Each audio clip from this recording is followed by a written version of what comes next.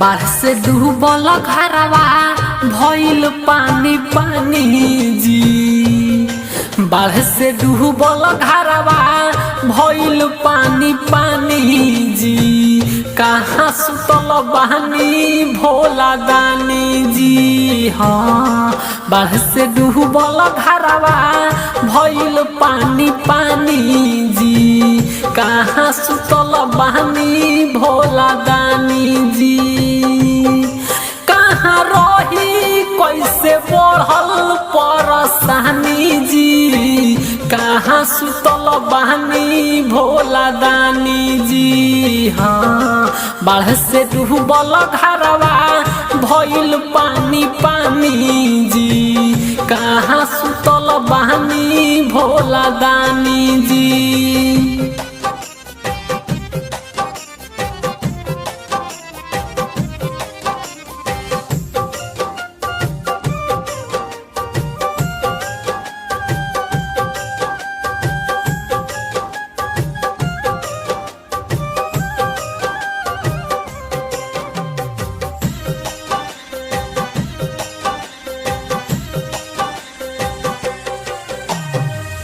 घरवा दुआर गइले दही।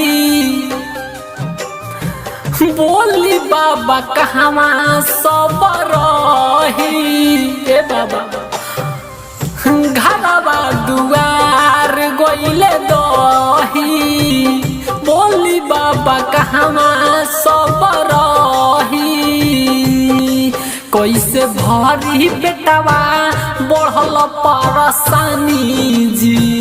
कहाँ सुतल बहनी भोला दानी जी। हाँ बाढ़ से डूबल घरवा भइल पानी पानी जी। कहाँ सुतल बहनी भोला दानी जी।